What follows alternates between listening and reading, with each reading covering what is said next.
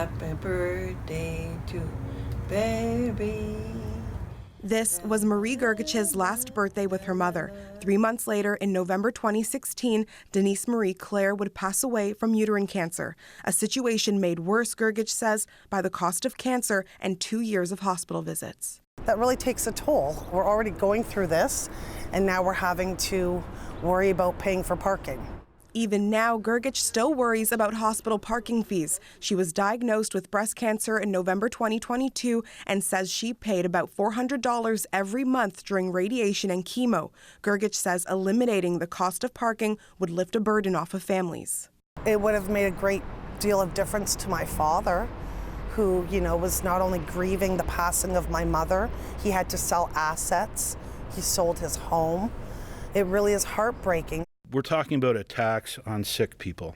Last week, NDP MPP Jeff Birch tabled a bill to get rid of parking fees at hospitals. It's the party's second attempt to eliminate them in less than a year, and some advocates say the move is long overdue. In many towns, the hospital either is the only place where there are parking fees at all, or their rates are far above, municipal parking rates and so on.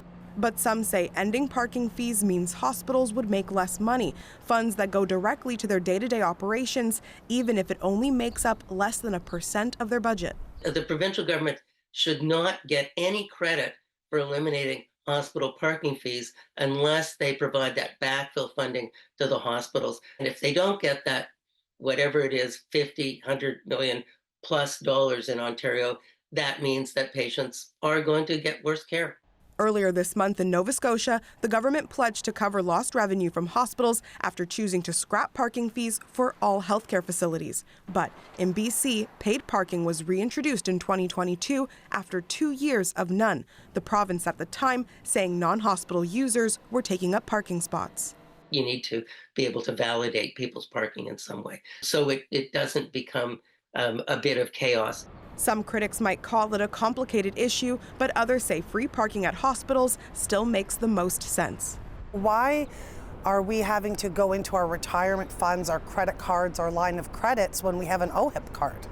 That's, baffles me. Ontario's health minister wouldn't say when asked directly whether the government would be willing to support the bill, but said limits on parking charges already exist and the province is focused on investing in people, equipment, and capital.